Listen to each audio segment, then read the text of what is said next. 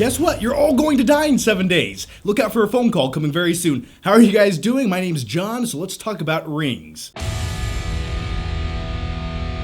Yeah, what just happened was essentially the plot to this movie, and we'll talk about that a little bit later.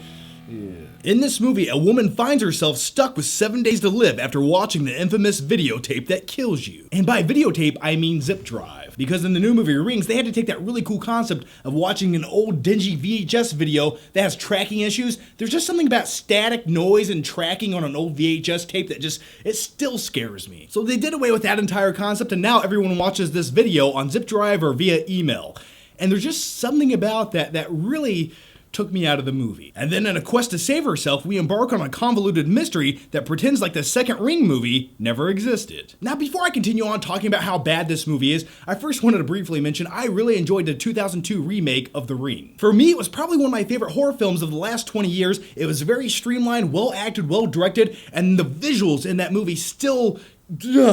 I remember seeing the 2002 Ring movie in the theater, and the first time I seen that little slimy girl crawl out of the TV, just thinking about that still scares me, and that's why I upgraded to DVD and I don't watch VHS movies anymore. Slightly true. And with all of those positives I just mentioned about the 2002 The Ring movie, well, this new movie, it has none of those things. This movie doesn't even know what it wants to be at times. And no worries, this isn't a spoiler. They actually released a 3-minute teaser clip of this movie a few months back, and it showed this airplane sequence in the film. And it has a very, very strong Final Destination vibe going on. It's like if you want to put that opening sequence into another horror film, fine, go for it. But when all the monitors on the plane, and then especially the radar screens in the cockpit start playing the Rings video, you think to yourself, they've gone too far. Now, continuing on with the contrived tone of this film, this movie never knows what it wants to be. At one point in this movie, it turns into this terrible college romance story. It almost feels like something that belongs on the Hallmark Channel. And did I mention this movie has Johnny Galecki in it?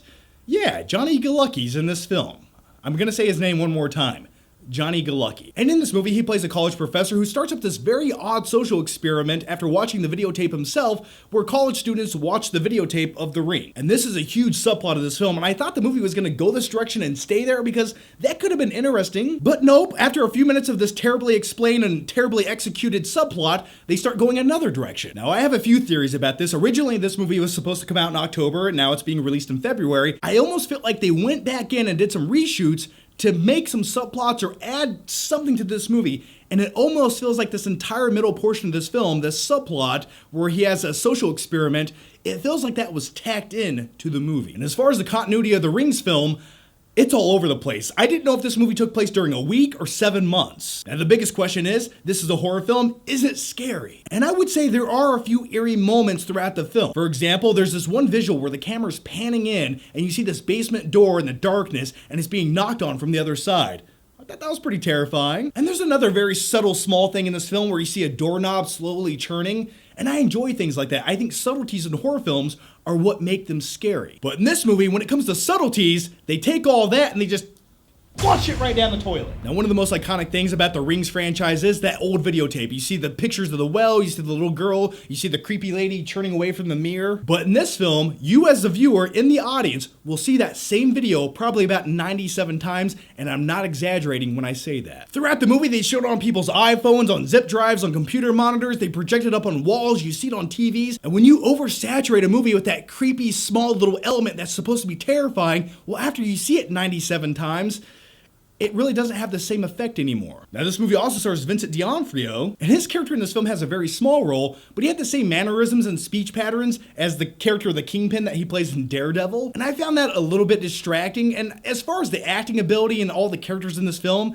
I didn't really connect with any of them. I didn't think anyone really gave that great of a performance. So when it comes to all the characters in this film, they're all very one-note, very one-dimensional, and they lack any logic or common sense whatsoever. But what I hate is when they lower the IQ of every single character in the film to simply progress the plot along. If you write a horror film and the only way that the plot can progress is if all the characters have a slight form of retardation or IQs lower than 15, you probably didn't write that good of a script. But with all that said, here's my biggest problem with the movie Rings. It tries so hard to set itself up for a sequel that it almost ruins itself in the process of doing that. Because this movie shuffles the continuity of past films. Like I said, Rings Part 2, it doesn't exist anymore. They completely just toss that away. And during the third act of this movie, they take quite a few liberties, and they essentially just want to set up a new franchise of Rings movies. That way they can make more PG-13 movies. That way teenagers can go see them, and they can capitalize on shitty horror films and keep making money for years to come. And that's exactly what this movie is. It's the start to something that I don't want to see. And I wish I wasn't saying any of this because I really enjoyed the 2002 remake of The Ring. I wanted a really good sequel to that movie,